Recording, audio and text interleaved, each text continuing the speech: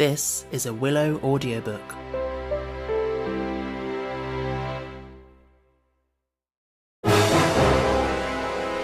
A Christmas Carol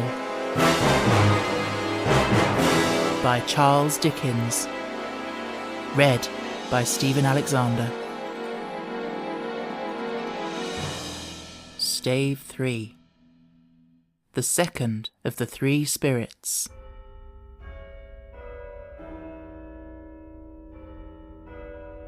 Awaking in the middle of a prodigiously tough snore, and sitting up in bed to get his thoughts together, Scrooge had no occasion to be told that the bell was again upon the stroke of 1.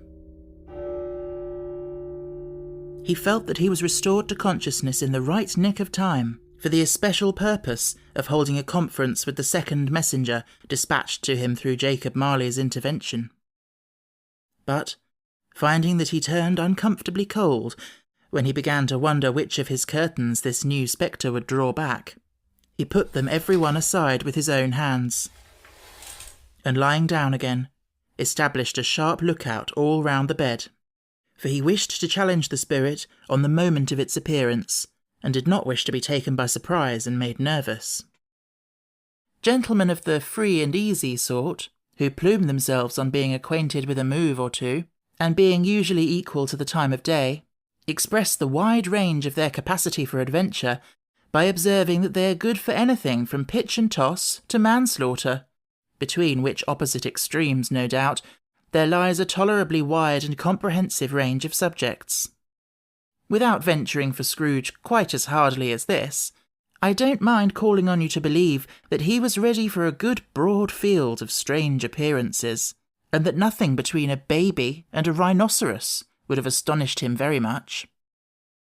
Now, being prepared for almost anything, he was not by any means prepared for nothing, and consequently, when the bell struck 1 and no shape appeared, he was taken with a violent fit of trembling. 5 minutes, 10 minutes, a quarter of an hour went by, yet nothing came.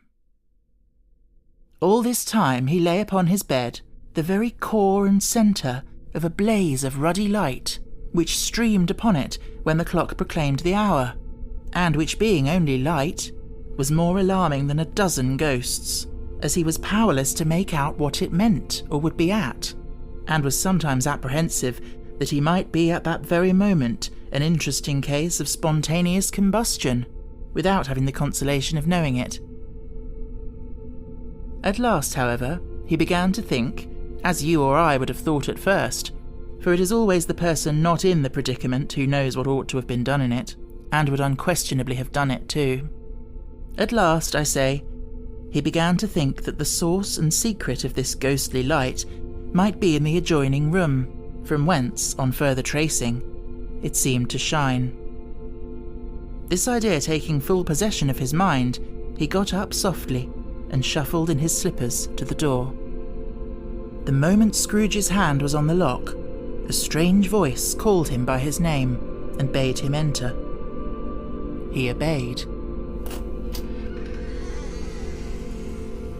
It was his own room, there was no doubt about that, but it had undergone a surprising transformation. The walls and ceiling were so hung with living green that it looked a perfect grove, from every part of which bright gleaming berries glistened. The crisp leaves of holly, mistletoe and ivy reflected back the light, as if so many little mirrors had been scattered there, and such a mighty blaze went roaring up the chimney as that dull petrification of a hearth had never known in Scrooge's time, or Marley's, or for many and many a winter season gone.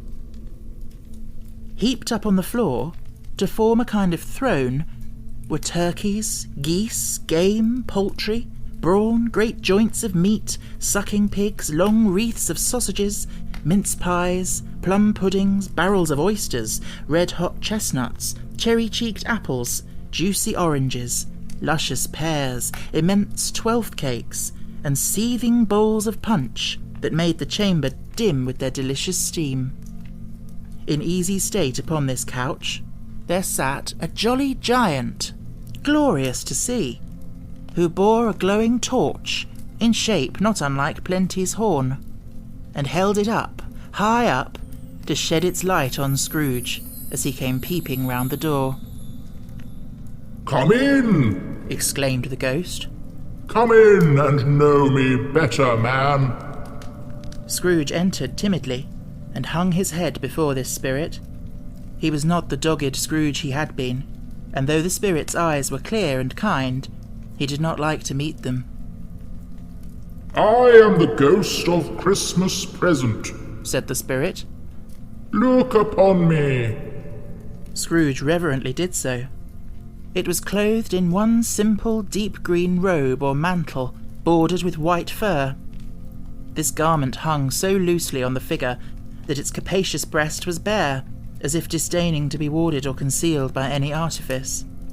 Its feet, observable beneath the ample folds of the garment, were also bare, and on its head it wore no other covering than a holly wreath, set here and there with shining icicles. Its dark brown curls were long and free as its genial face, its sparkling eye, its open hand, its cheery voice, its unconstrained demeanour, and its joyful air. Girded round its middle was an antique scabbard, but no sword was in it, and the ancient sheath was eaten up with rust. "You have never seen the like of me before?" exclaimed the spirit. "Never," Scrooge made to answer it.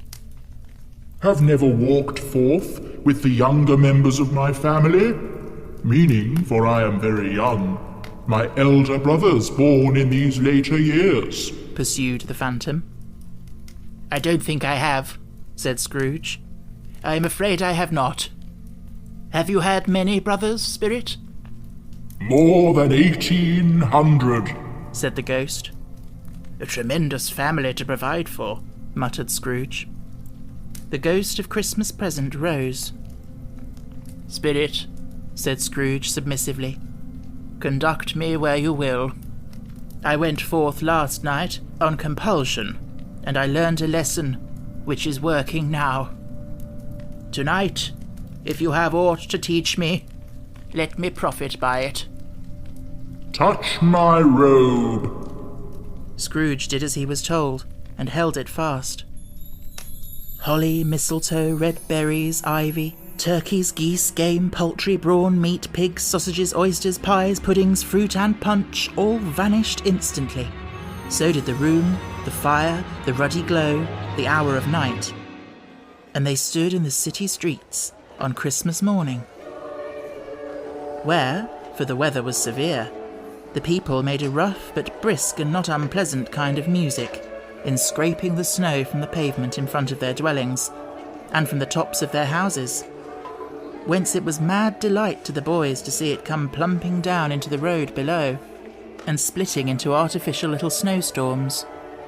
The house fronts looked black enough, and the windows blacker, contrasting with the smooth white sheet of snow upon the roofs, and with the dirtier snow upon the ground, which last deposit had been ploughed up in deep furrows by the heavy wheels of carts and waggons, furrows that crossed and recrossed each other hundreds of times where the great streets branched off and made intricate channels hard to trace in the thick yellow mud and icy water.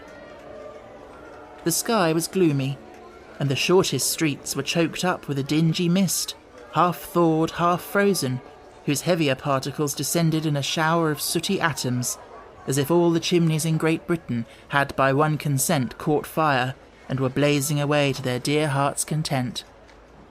There was nothing very cheerful in the climate or the town, and yet there was an air of cheerfulness abroad that the clearest summer air and brightest summer sun might have endeavoured to diffuse in vain. For the people who were shovelling away on the housetops were jovial and full of glee, calling out to one another from the parapets, and now and then exchanging a facetious snowball, better-natured missile by far than many a wordy jest, laughing heartily if it went right, and not less heartily if it went wrong. The poulterers' shops were still half open, and the fruiterers were radiant in their glory. There were great round, pot-bellied baskets of chestnuts, shaped like the waistcoats of jolly old gentlemen, lolling at the doors and tumbling out into the street in their apoplectic opulence.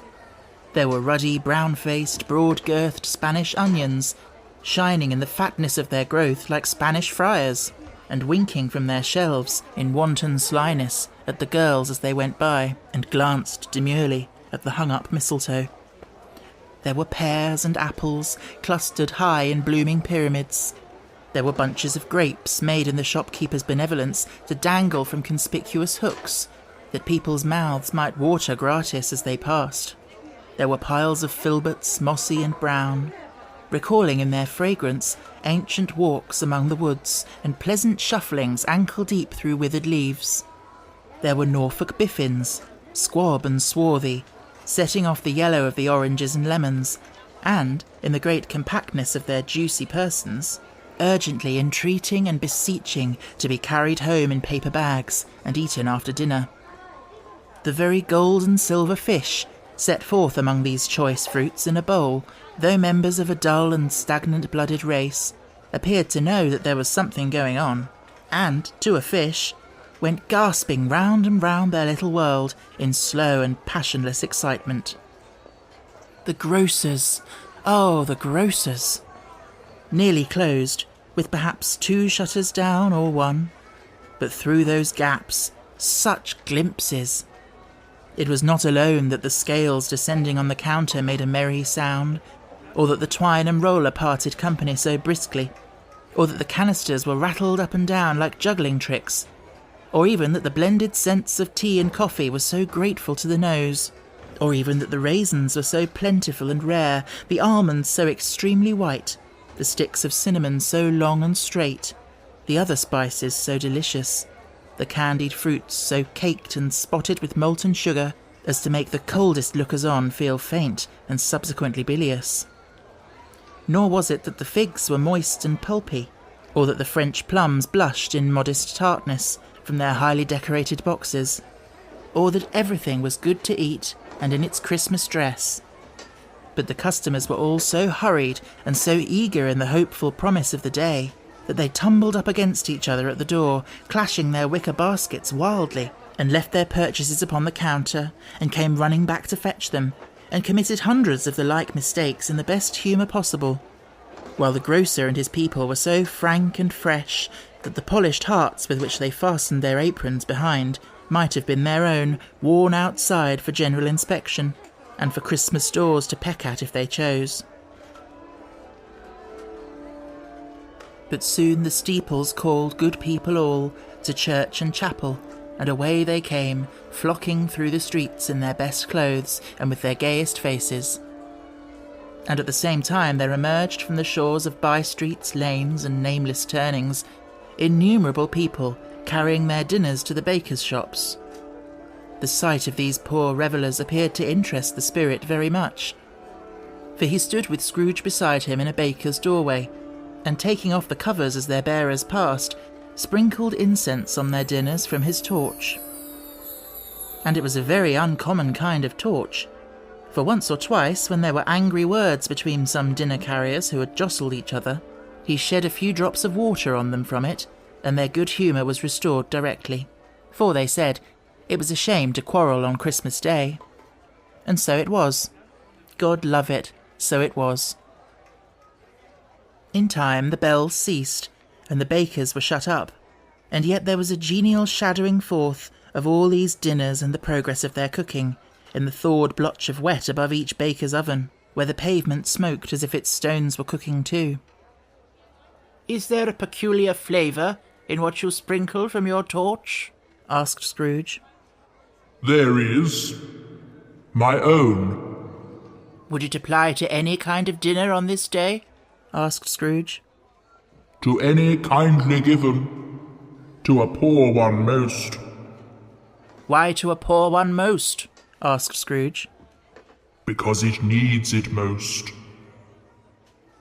"Spirit," said Scrooge after a moment's thought, "I wonder you, of all the beings in the many worlds about us, should desire to cramp these people's opportunities of innocent enjoyment."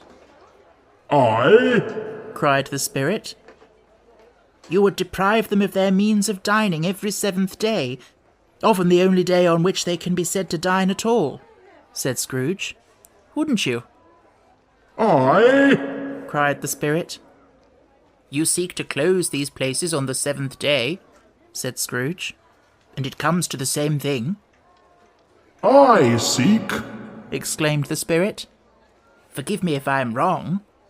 It has been done in your name, or at least in that of your family, said Scrooge.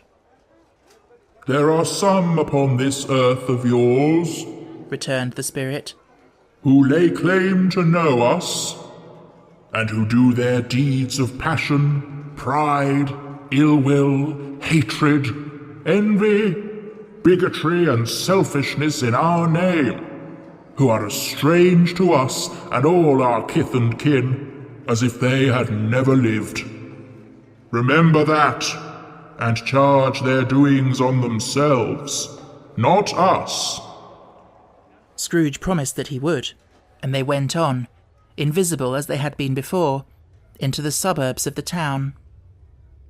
It was a remarkable quality of the ghost, which Scrooge had observed at the baker's, that notwithstanding his gigantic size, he could accommodate himself to any place with ease, and that he stood beneath a low roof quite as gracefully and like a supernatural creature as it was possible he could have done in any lofty hall.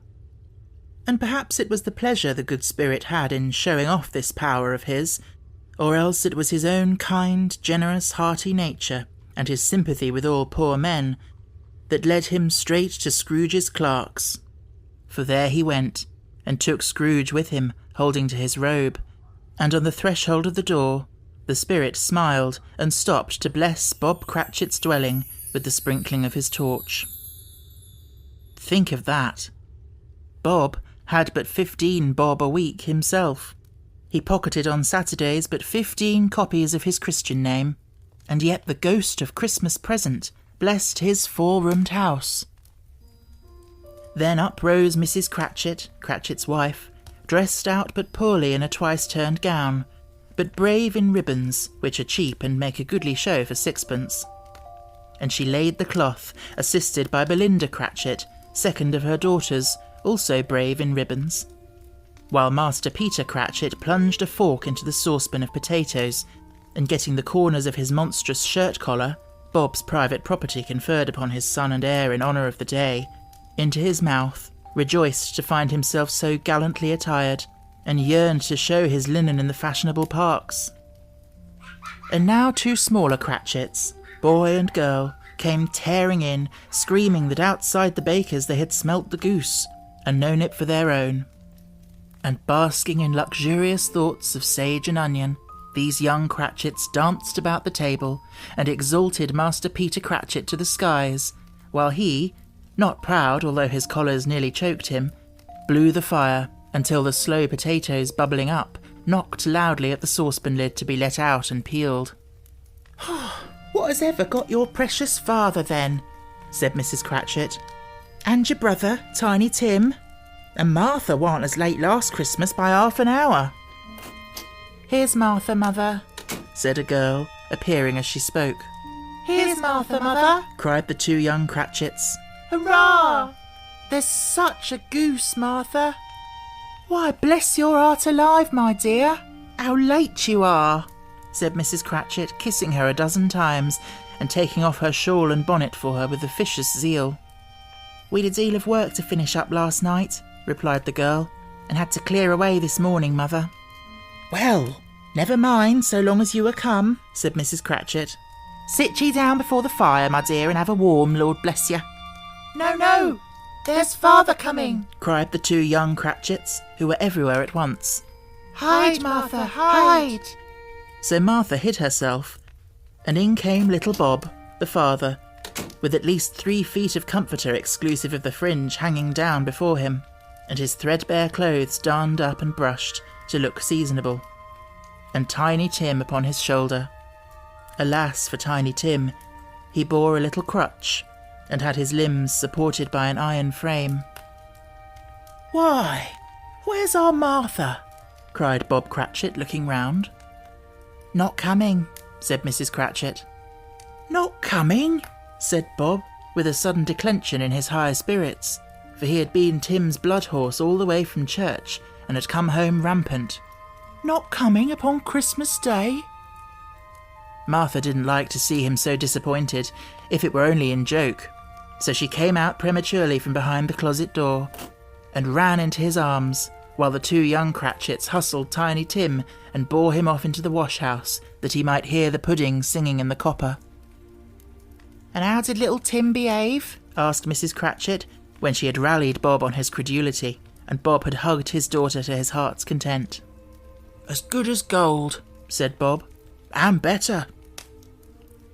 Somehow he gets thoughtful sitting by himself so much, and thinks the strangest things you ever heard. He told me, coming home, that he hoped people saw him in the church, because he was a cripple, and it might be pleasant to them to remember upon Christmas Day who made lame beggars walk and blind men see." Bob's voice was tremulous when he told them this, and trembled more when he said that Tiny Tim was growing strong and hearty. His active little crutch was heard upon the floor, and back came Tiny Tim before another word was spoken, escorted by his brother and sister to his stool before the fire.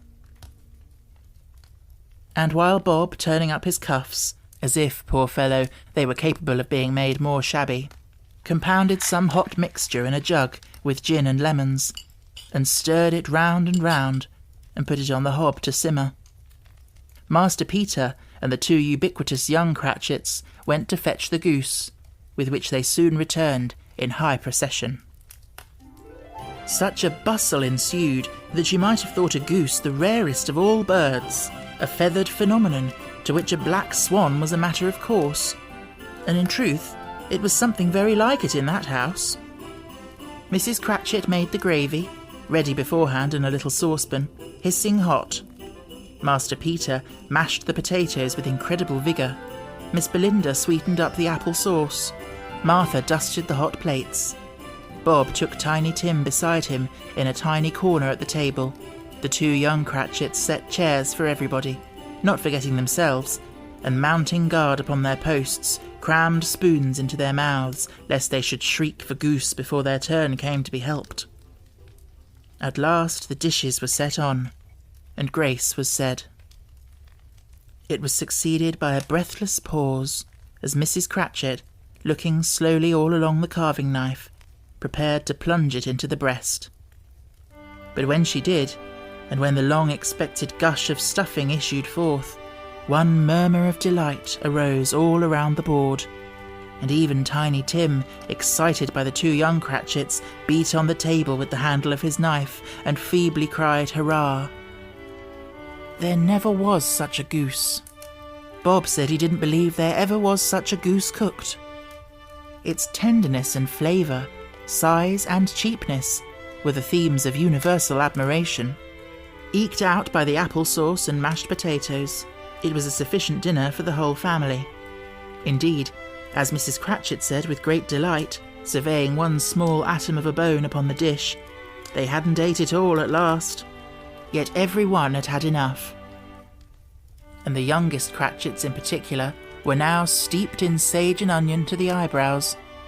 But now, the plates being changed by Miss Belinda, Mrs. Cratchit left the room alone, too nervous to bear witnesses, to take the pudding up and bring it in. Suppose it should not be done enough? Suppose it should break in turning out? Suppose somebody should have got over the wall of the backyard and stolen it while they were merry with the goose?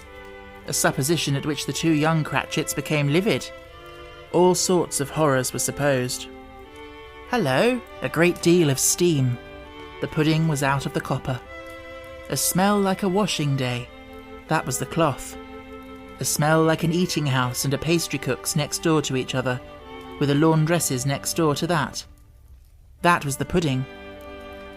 In half a minute Mrs. Cratchit entered, flushed but smiling proudly, with the pudding like a speckled cannonball, so hard and firm, blazing in half a quartern of ignited brandy, and bedight with Christmas holly stuck into the top. Oh, a wonderful pudding! Bob Cratchit said, and calmly too, that he regarded it as the greatest success achieved by Mrs. Cratchit since their marriage. Mrs. Cratchit said that now the weight was off her mind, she would confess she had had her doubts about the quantity of flour. Everybody had something to say about it. but nobody said or thought it was at all a small pudding for a large family. It would have been flat heresy to do so. Any Cratchit would have blushed to hint at such a thing. At last the dinner was all done, the cloth was cleared, the hearth swept, and the fire made up.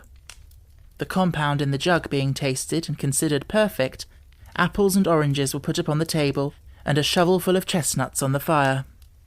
Then all the Cratchit family drew round the hearth, in what Bob Cratchit called a circle, meaning half a one, and at Bob Cratchit's elbow stood the family display of glass, 2 tumblers, and a custard cup without a handle.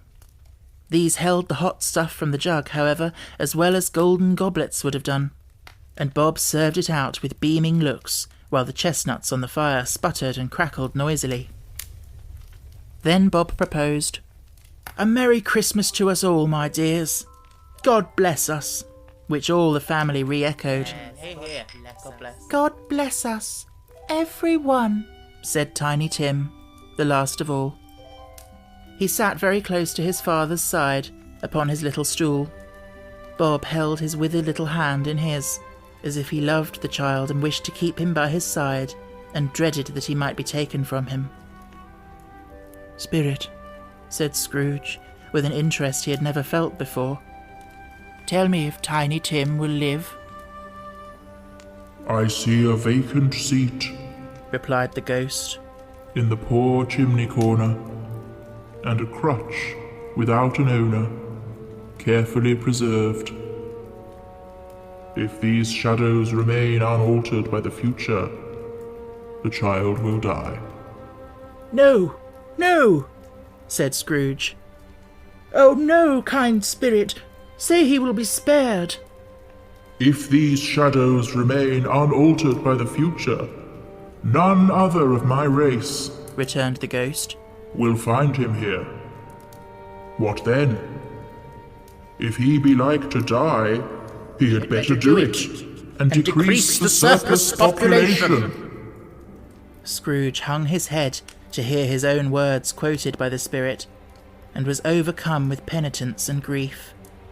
Man, said the ghost, if man you be in heart, not adamant, forbear that wicked cant, until you have discovered what the surplus is, and where it is.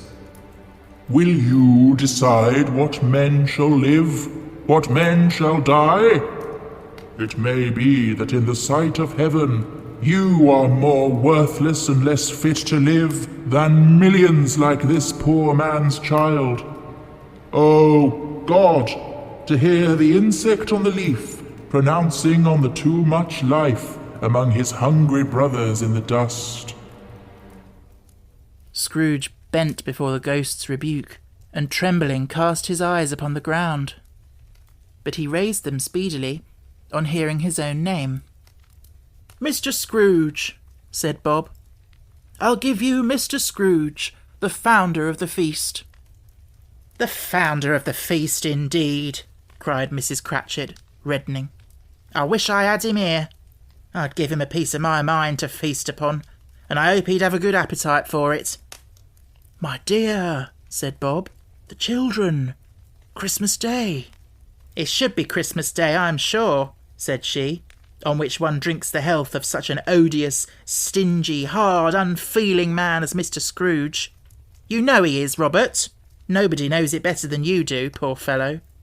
"My dear," was Bob's mild answer, "Christmas Day." "I'll drink his health for your sake, and the day's," said Mrs. Cratchit. "Not for his. Long life to him, a Merry Christmas and a Happy New Year. He'll be very merry and very happy, I have no doubt." The children drank the toast after her. It was the first of their proceedings which had no heartiness in it. Tiny Tim drank it last of all, but he didn't care twopence for it. Scrooge was the ogre of the family. The mention of his name cast a dark shadow on the party, which was not dispelled for a full 5 minutes. After it had passed away, they were 10 times merrier than before, from the mere relief of Scrooge the Baleful being done with. Bob Cratchit told them how he had a situation in his eye for Master Peter, which would bring in, if obtained, full 5 and 6pence weekly.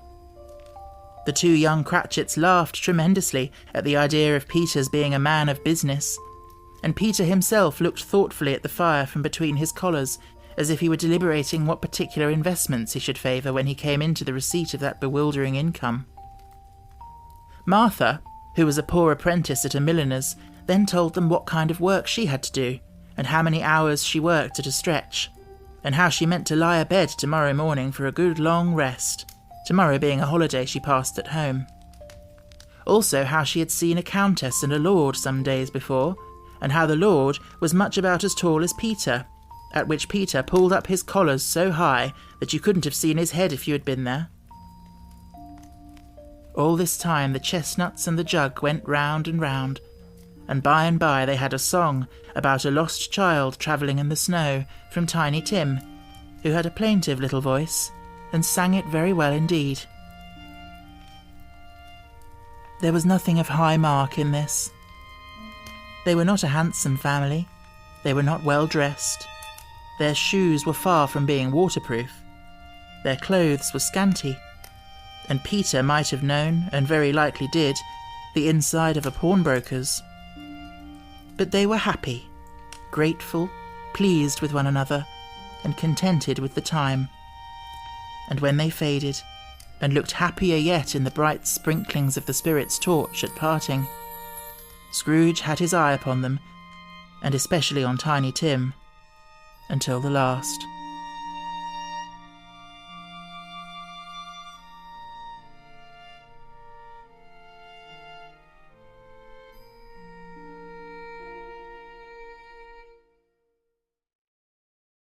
Are you enjoying the story? I hope so. I just wanted to let you know that Willow Audiobooks is now on Patreon. If you'd like to support us and help us to keep creating content, please do consider becoming a patron. There are 3 pledge tiers available, all with some lovely rewards attached, so head on over to patreon.com/Willow Audiobooks to check out how you can get involved and keep the fiction flowing. Speaking of which, back to the story.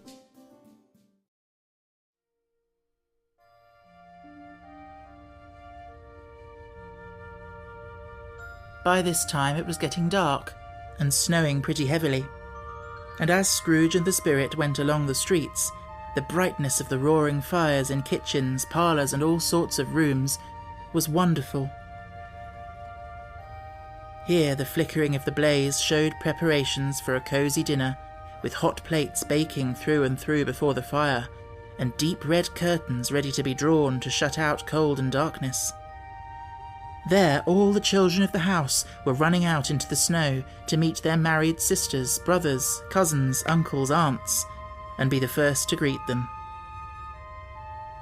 Here again were shadows on the window blind of guests assembling, and there a group of handsome girls, all hooded and fur-booted, and all chattering at once, tripped lightly off to some near neighbour's house, where, woe upon the single man who saw them enter, artful witches, well they knew it, in a glow. But if you had judged from the numbers of people on their way to friendly gatherings, you might have thought that no one was at home to give them welcome when they got there. Instead of every house expecting company and piling up its fires half chimney high.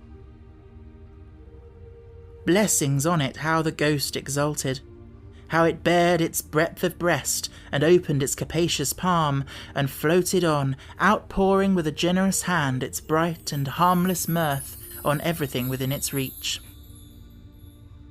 The very lamplighter who ran on before, dotting the dusky street with specks of light, and who was dressed to spend the evening somewhere, laughed out loudly as the spirit passed, though little kenned the lamplighter that he had any company but Christmas.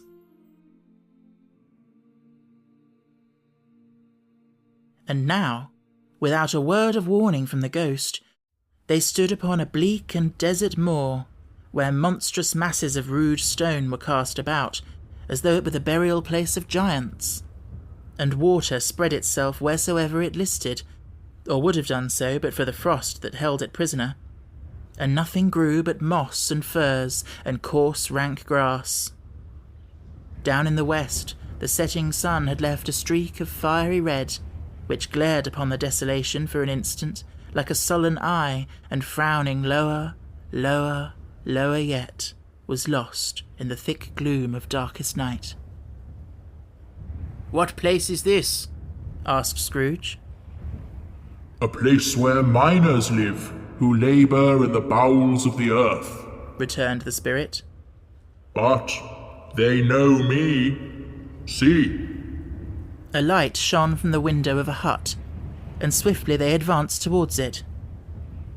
Passing through the wall of mud and stone, they found a cheerful company assembled round a glowing fire.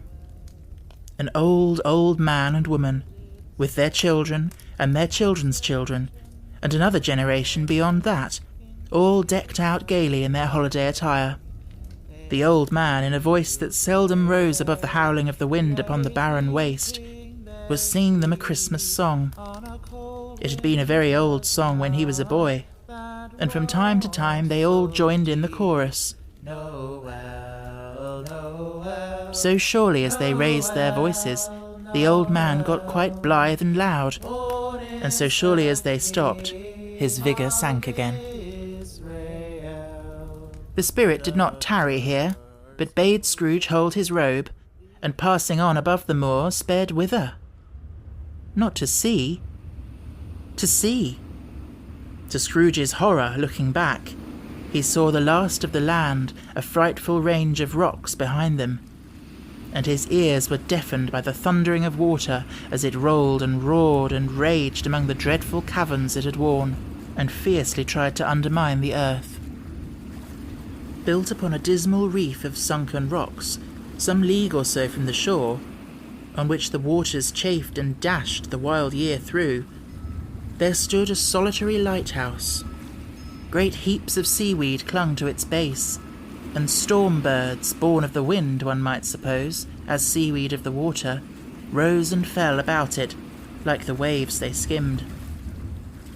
But even here, 2 men who watched the light had made a fire, that through the loophole in the thick stone wall shed out a ray of brightness on the awful sea.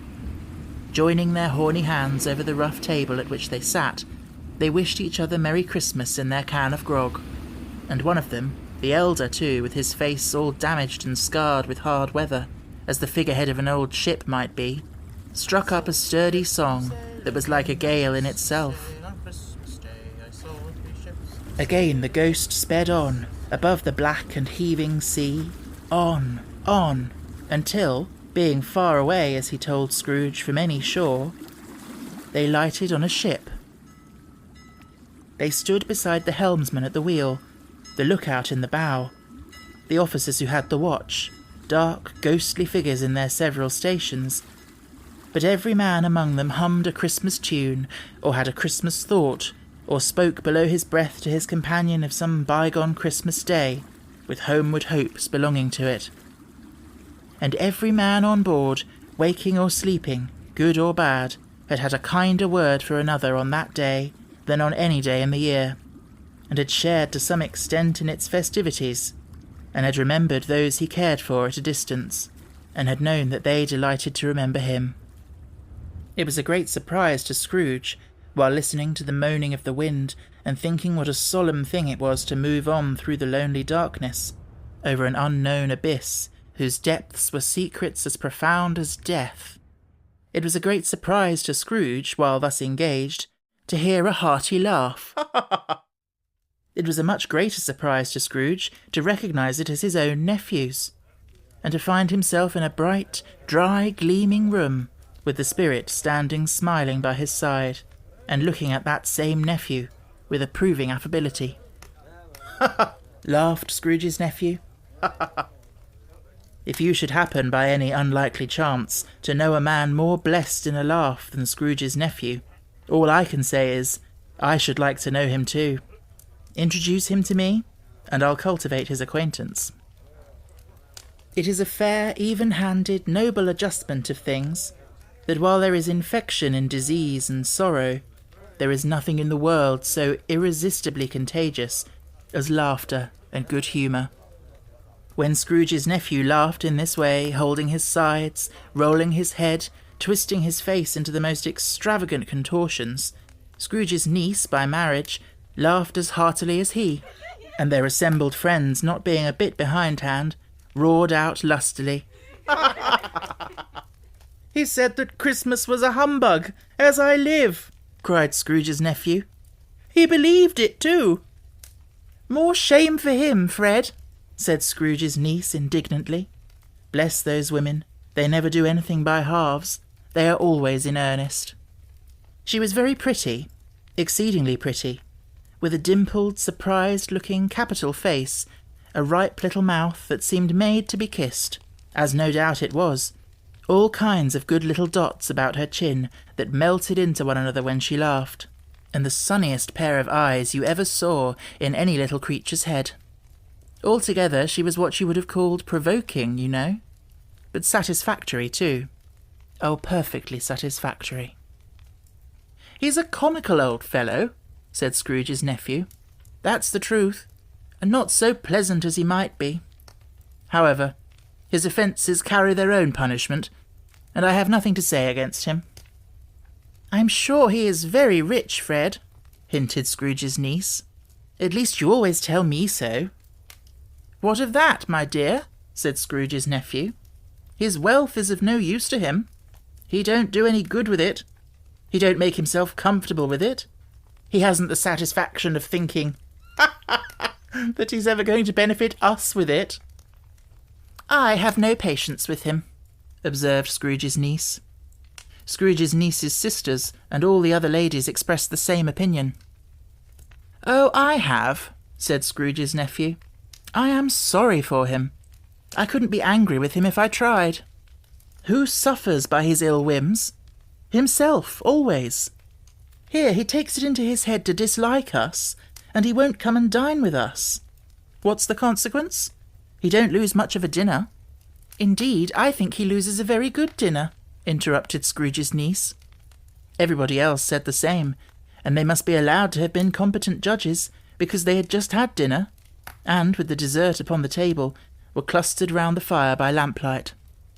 "Well, I'm very glad to hear it," said Scrooge's nephew, "because I haven't great faith in these young housekeepers. What do you say, Topper?" Topper had clearly got his eye on one of Scrooge's niece's sisters, for he answered that a bachelor was a wretched outcast who had no right to express an opinion on the subject, whereat Scrooge's niece's sister, the plump one with the lace tucker, not the one with the roses, blushed. "Do go on, Fred," said Scrooge's niece, clapping her hands. "He never finishes what he begins to say. He is such a ridiculous fellow." Scrooge's nephew revelled in another laugh, and as it was impossible to keep the infection off, though the plump sister tried hard to do it with aromatic vinegar, his example was unanimously followed. "I was going to say," said Scrooge's nephew, "that the consequence of his taking a dislike to us and not making merry with us is, as I think, that he loses some pleasant moments, which could do him no harm. I am sure he loses pleasanter companions than he can find in his own thoughts, either in his mouldy old office or his dusty chambers.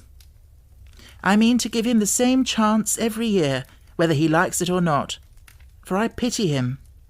He may rail at Christmas till he dies, but he can't help thinking better of it. I defy him, if he finds me going there in good temper year after year, and saying, 'Uncle Scrooge, how are you?' If it only puts him in the vein to leave his poor clerk £50, that's something. And I think I shook him yesterday." It was their turn to laugh now, at the notion of his shaking Scrooge. But being thoroughly good-natured, and not much caring what they laughed at, so that they laughed at any rate, he encouraged them in their merriment, and passed the bottle joyously. After tea, they had some music, for they were a musical family, and knew what they were about when they sung a glee or catch, I can assure you. Especially Topper, who could growl away in the bass like a good one, and never swell the large veins in his forehead, or get red in the face over it. Scrooge's niece played well upon the harp, and played among other tunes a simple little air, a mere nothing, you might learn to whistle it in 2 minutes, which had been familiar to the child who fetched Scrooge from the boarding school, as he had been reminded by the ghost of Christmas past. When this strain of music sounded, all things that ghost had shown him came upon his mind. He softened more and more, and thought that if he could have listened to it often, years ago, he might have cultivated the kindnesses of life for his own happiness, with his own hands, without resorting to the sexton's spade that buried Jacob Marley. But they didn't devote the whole evening to music. After a while they played at forfeits, for it is good to be children sometimes, and never better than at Christmas, when its mighty founder was a child himself. Stop. There was first a game at blind man's buff. Of course there was. And I no more believe Topper was really blind than I believe he had eyes in his boots. My opinion is that it was a done thing between him and Scrooge's nephew, and that the ghost of Christmas present knew it. The way he went after that plump sister in the lace tucker was an outrage on the credulity of human nature. Knocking down the fire irons, tumbling over the chairs, bumping against the piano, smothering himself among the curtains, wherever she went, there went he. He always knew where the plump sister was. He wouldn't catch anybody else. If you had fallen up against him, as some of them did, and stood there, he would have made a feint of endeavouring to seize you, which would have been an affront to your understanding, and would instantly have sidled off in the direction of the plump sister. She often cried out that it wasn't fair, and it really was not. But when at last he caught her, when, in spite of all her silken rustlings and her rapid flutterings past him, he got her into a corner whence there was no escape, then his conduct was the most execrable. For his pretending not to know her, his pretending that it was necessary to touch her headdress, and further to assure himself of her identity by pressing a certain ring upon her finger, and a certain chain about her neck, was vile, monstrous. No doubt she told him her opinion of it, when, another blind man being in office, they were so very confidential together behind the curtains. Scrooge's niece was not one of the blind man's buff party, but was made comfortable with a large chair and a footstool in a snug corner, where the ghost and Scrooge were close behind her. But she joined in the forfeits, and loved her love to admiration with all the letters of the alphabet. Likewise, at the game of how, when, and where, she was very great, and to the secret joy of Scrooge's nephew, beat her sisters hollow, though they were sharp girls too, as Topper could have told you. There might have been 20 people there, young and old, but they all played, and so did Scrooge, for wholly forgetting in the interest he had in what was going on, that his voice made no sound in their ears, he sometimes came out with his guess quite loud, and very often guessed quite right too, for the sharpest needle, best Whitechapel, warranted not to cut in the eye, was not sharper than Scrooge, blunt as he took it in his head to be. The ghost was greatly pleased to find him in this mood, and looked upon him with such favour that he begged like a boy to be allowed to stay until the guests departed. But this, the spirit said, could not be done. "Here's a new game," said Scrooge. "1 half-hour, spirit, only one." It was a game called Yes and No, where Scrooge's nephew had to think of something, and the rest must find out what, he only answering to their questions yes or no as the case was. The brisk fire of questioning to which he was exposed elicited from him that he was thinking of an animal, a live animal, rather a disagreeable animal, a savage animal, an animal that growled and grunted sometimes, and talked sometimes, and lived in London, and walked about the streets, and wasn't made a show of, and wasn't led by anybody, and didn't live in a menagerie, and was never killed in a market, and was not a horse, or an ass, or a cow, or a bull, or a tiger, or a dog, or a pig, or a cat, or a bear. At every fresh question that was put to him, this nephew burst into a fresh roar of laughter, and was so inexpressibly tickled that he was obliged to get up off the sofa and stamp. At last the plump sister, falling into a similar state, cried out, "I have found it out! I know what it is, Fred! I know what it is!" "What is it?" cried Fred. It's your Uncle Scrooge! Which it certainly was. Admiration was the universal sentiment, though some objected that the reply to "Is it a bear?" ought to have been yes, inasmuch as an answer in the negative was sufficient to have diverted their thoughts from Mr. Scrooge, supposing they had ever had any tendency that way.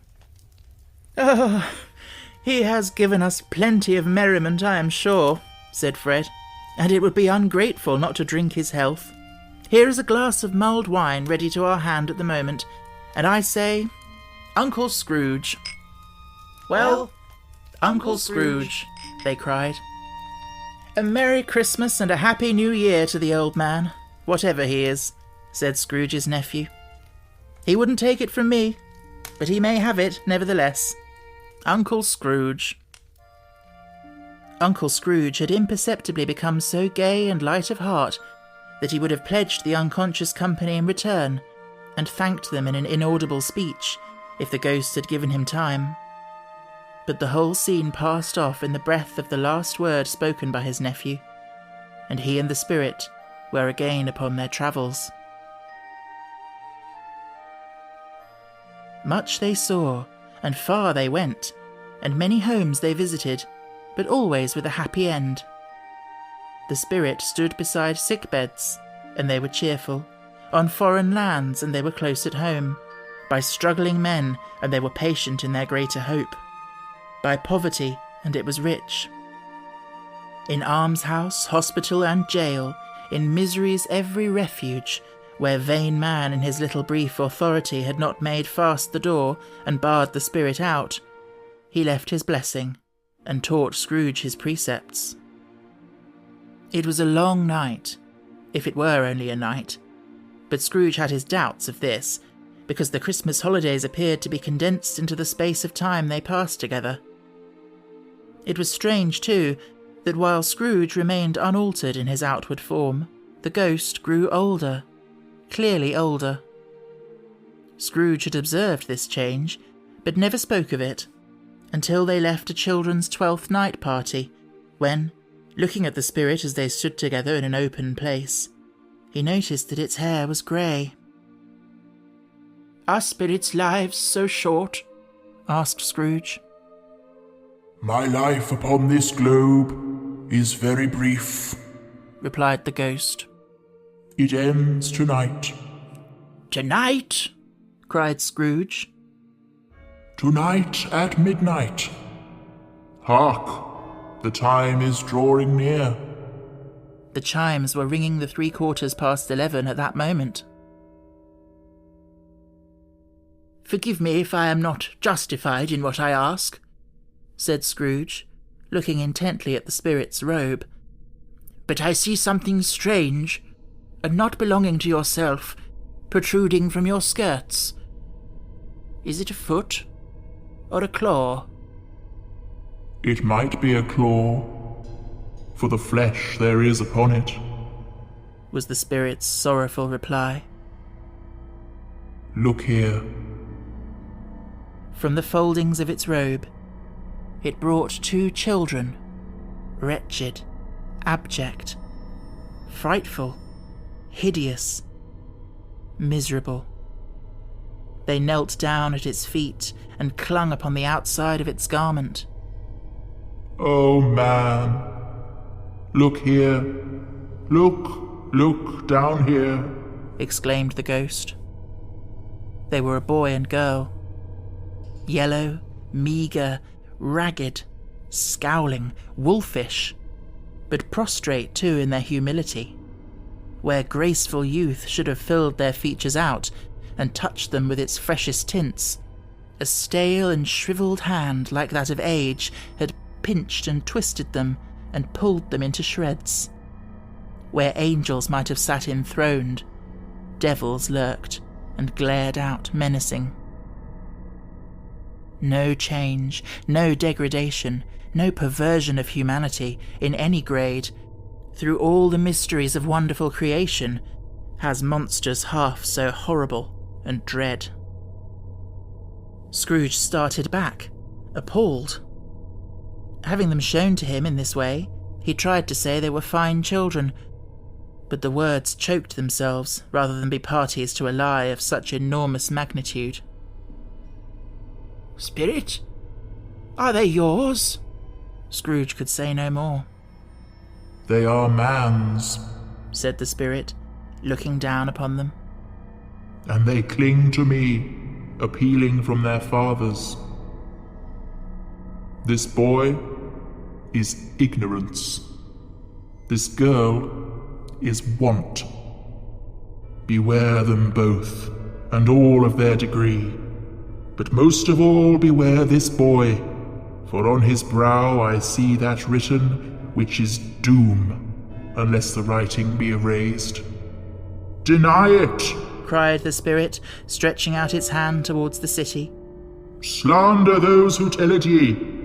Admit it for your factious purposes, and make it worse, and bide the end. "Have they no refuge or resource?" cried Scrooge. Are there no prisons? Said the spirit, turning on him for the last time with his own words. Are there no workhouses? The bell struck 12.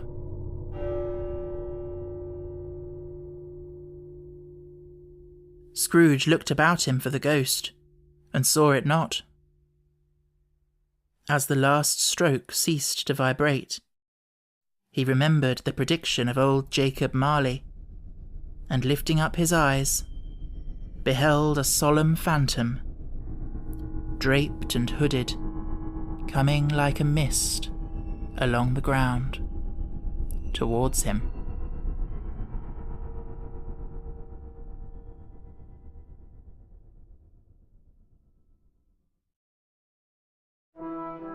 To stay updated with Willow Audiobooks, you can follow us on social media. Just search for Willow Audiobooks on Instagram, Facebook and Twitter, or you can visit our webpage at stephenalexanderwillis.com/Willow Audiobooks. If you're enjoying this audiobook, why not leave a rating or a review on iTunes or wherever you happen to get your podcasts?